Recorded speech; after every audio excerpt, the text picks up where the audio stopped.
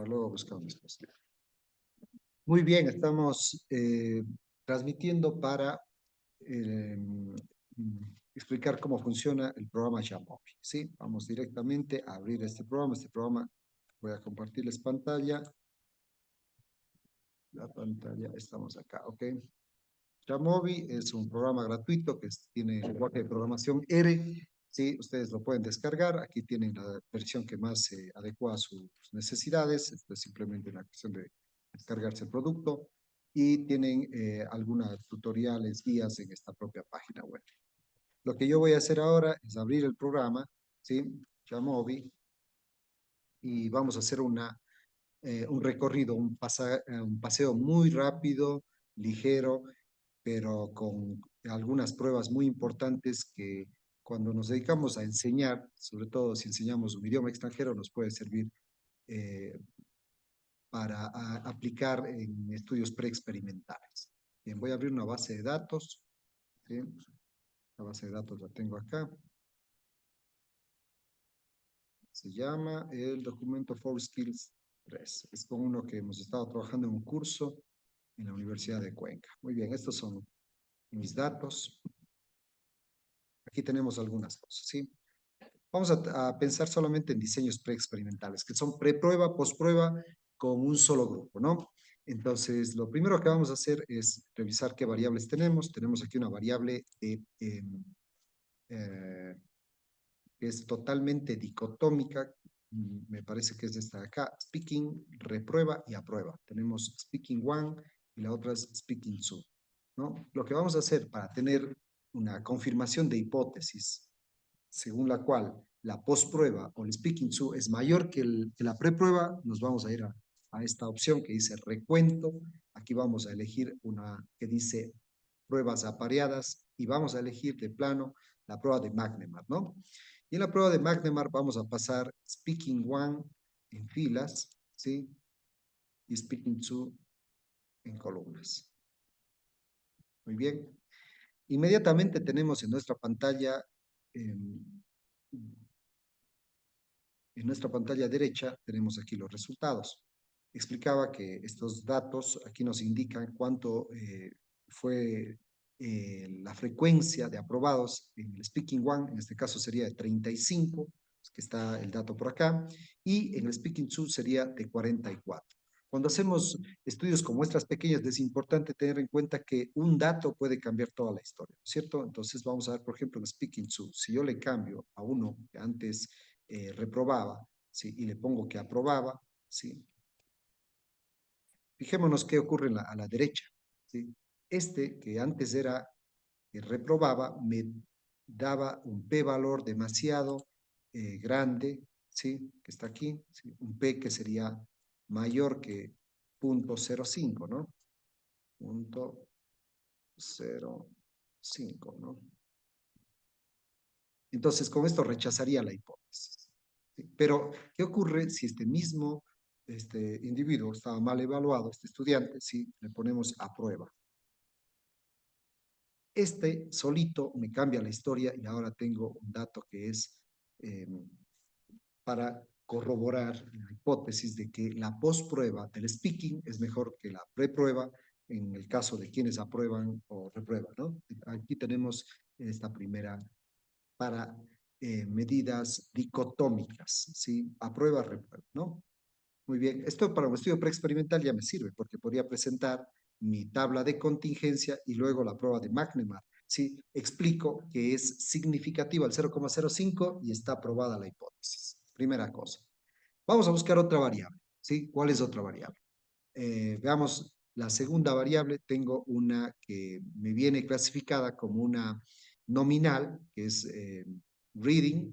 Esta reading, lamentablemente, está con una A que me restringe trabajar directamente y convertirla en la variable que yo quisiera. Si quisiera ponerla, por ejemplo, como ordinal, ¿sí? No voy a poder trabajar porque estos datos están restringidos por el nombre. Entonces, ¿qué es lo que hago en este caso? Les voy a cambiar primero por números, ordinales en números, ¿sí?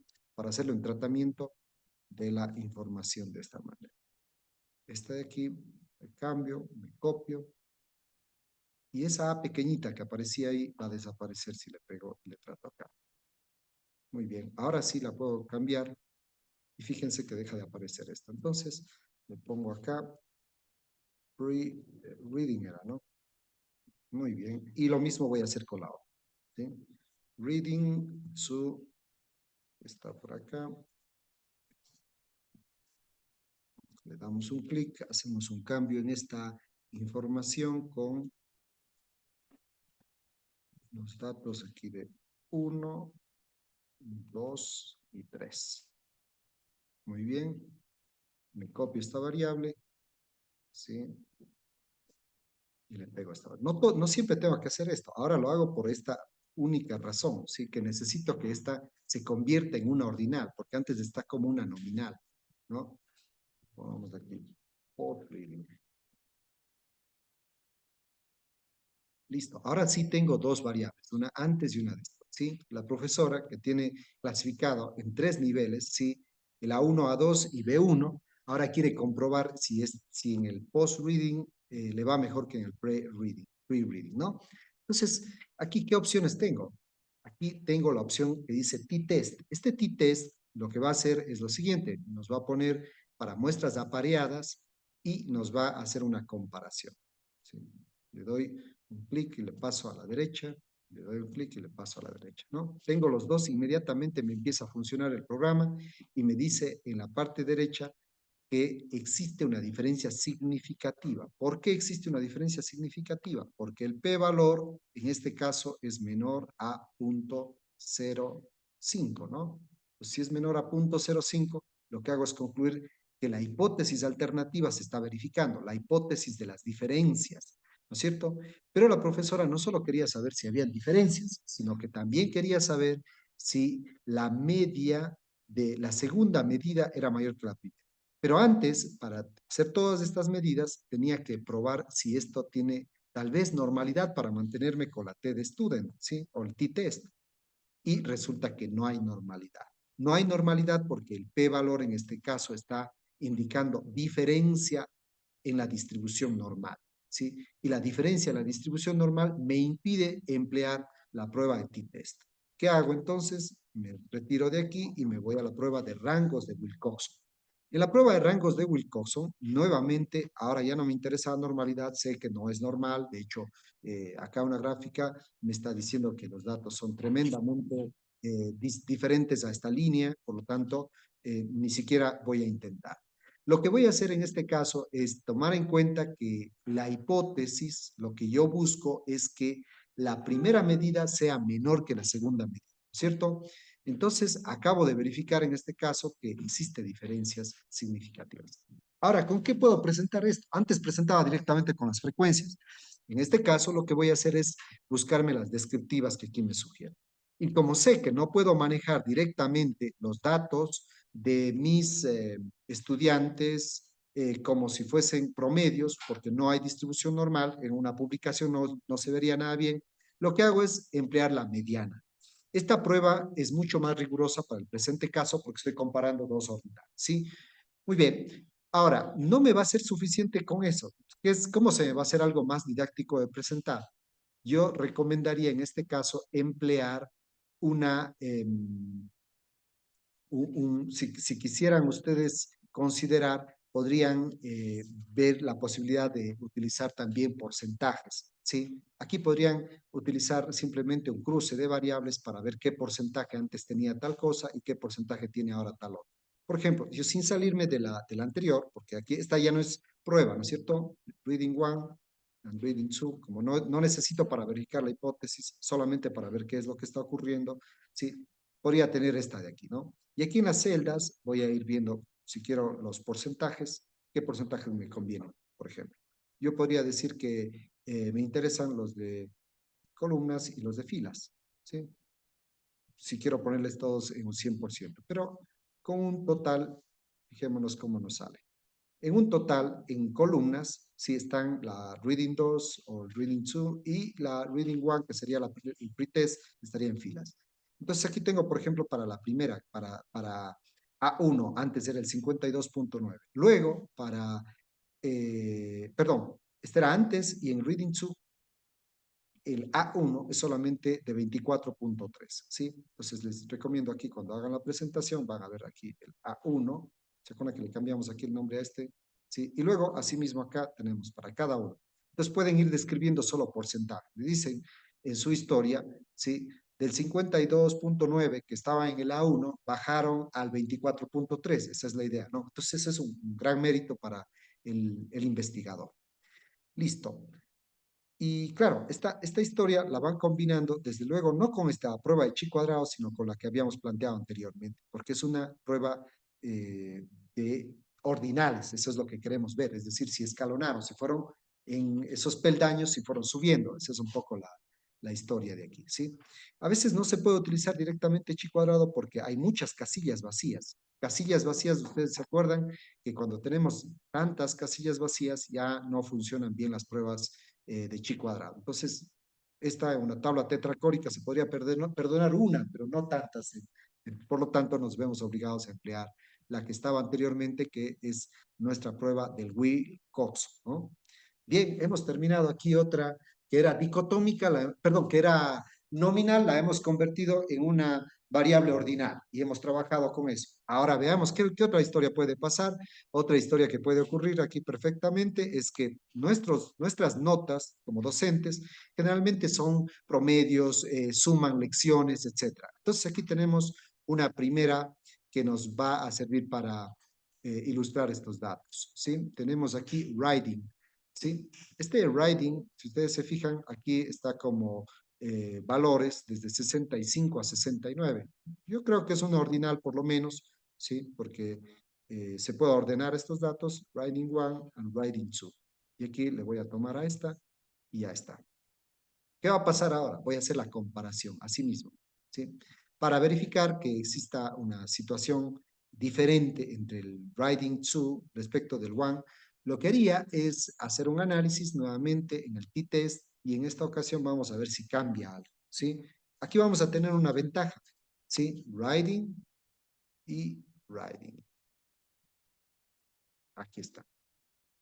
Entonces, bueno, quitamos esta aquí. Ah, y se puso en muestras independientes, mil disculpas. No, es muestras repetidas, apareadas, ¿sí? Mil disculpas. Ahí está. Ya. Entonces, nuevamente aquí acabo de ver que mis datos de la T parece que me orientan un poco, pero no es suficiente. Primera cosa que hago es prueba de normalidad, ¿no? Y en la prueba de normalidad me dice que no es normal. Luego, ¿qué es lo que me conviene hacer? Aquí ya no voy a presentar porcentajes porque son demasiados datos, no me conviene presentar porcentajes. Igual sé que la T-Studio no me va a funcionar, entonces voy con la prueba de rangos de Wilcoxon. En la prueba de rangos de Wilcoxon veo que existe una información muy ventajosa para mi hipótesis porque la postprueba parece ser diferente a la preprueba. Pero mi hipótesis no es esa, sino que la medida 2 es mayor que la medida 1. Entonces, cambio de hipótesis, ¿no? También se ratifica, desde luego, ¿sí? Y ya tengo aquí una información. ¿Qué pondría yo en este caso? Nuevamente la mediana, sí, pero ya no necesitaría acompañarla de porcentajes. Aquí, es más, la media me puede orientar un poco porque se parecen. Fíjese, 67.1 a 67, 72.2 a 72. Entonces, en este caso se va muy bien una gráfica descriptiva que me trae el propio Jamovi, que es esta gráfica que son diagramas de barras de error. ¿Sí? Y aquí se ve la diferencia muy grande, solamente en términos de barras puestas al 95% de confianza, esta respecto a la otra. Y es evidente el cambio, ¿sí? La postprueba es muy superior a la preprueba, ¿sí? Y esa conclusión, tomando en cuenta el p-valor, que era menor al 0,05, ya me lleva a concluir que la maestra ha tenido pues éxito en su programa, ¿no es cierto? No tenemos más que hacer aquí porque ya es solo la cuestión de contar la historia, ¿sí? Recuerden que cuando no tenemos normales, esta cuestión siempre es de someter a una prueba no paramétrica como Wilcoxon, pero en el reporte, cuando queremos ya comunicar al científico, no solamente el p-valor, pues, porque el p-valor lo único que me dice es cuán grande es el error para afirmar que la hipótesis sea verdadera. Tenemos que referirnos a la mediana en el caso de que no exista distribución normal. ¿Estamos? Bien, entonces vamos ahora con nuestra última, que sería tenemos un dato más, habíamos hablado de listening, tenemos la última, listening one and listening two, ¿no? Nuevamente, nos vamos a ir hasta análisis, vamos a comparar. Aquí tenemos la docente que quiere, asimismo, en muestras apareadas. Tenemos listening one and listening two. Ya, en este caso tenemos un p-valor demasiado grande. Si se fijan, este p-valor ya me está orientando que parece que no va a funcionar las cosas. Pero todavía no estoy autorizado a utilizar la prueba del t-test, ¿no? Para estar autorizado, necesito verificar si existe normalidad. ¿Sí? Y en este caso existe normalidad. ¿Por qué el ejemplo? Porque la normalidad me da garantías. En este caso dice el p-valor, al ser mayor a 0,05, me dice no existe diferencias con la muestra normal. Esa sería la hipótesis que subyace, ¿no? Y como no existe diferencias, entonces estoy autorizado y me quedo tranquilo con la prueba, con el t-test, ¿no? Ok, en este momento lo que hago simplemente es generar mis descriptivas, asegurar mi hipótesis que la segunda es mayor que la primera y ya tengo resultados. Entonces también puedo utilizar las descriptivas. Pero en este caso ya no voy a estar preocupado o preocupada por mi mediana. La mediana ya no importa tanto, ¿sí ven? Esta ya no. Ahora sí puedo utilizar la media con propiedad. Entonces digo, no, esta es una comparación de medias propiamente dicha. ¿Sí? Entonces, empleo esto en mi reporte y digo, con una probabilidad de error menor al 0,05, ¿sí? El promedio de 15 puntos, ¿sí? 15.1 en Listening 1 y 15 puntos en Listening 2 es igual. No existen diferencias significativas. Por lo tanto, a pesar de que en las otras medidas se mejoró significativamente, en la destreza de listening no se consiguió aumentar de forma significativa los resultados. Muy bien, pues esa es toda la historia del Jamovi para hacer estudios preexperimentales y hacer artículos científicos. Esto acá simplemente de ponerlo en un formato de revista y empezar a presentarlo. ¿Sí? Detrás obviamente hay que respetar instrumentos fiables, buscar la mayor seriedad y rigurosidad en las evaluaciones, que se parezcan, etcétera. Hoy hay una serie de requisitos que ustedes como docentes conocen más. No sé si alguien quiere hacer una pregunta de algo que me ha descuidado, me ha olvidado. Ok, si no hay más, pues vamos a suspender esto, hacemos un saludo y una despedida de todos los que me acompañan en esta jornada de nuestro curso, ¿sí? Adiós, chicos. Bueno, pues nos despedimos de mi parte también. Adiós, ¿no? Queda grabado para la posteridad.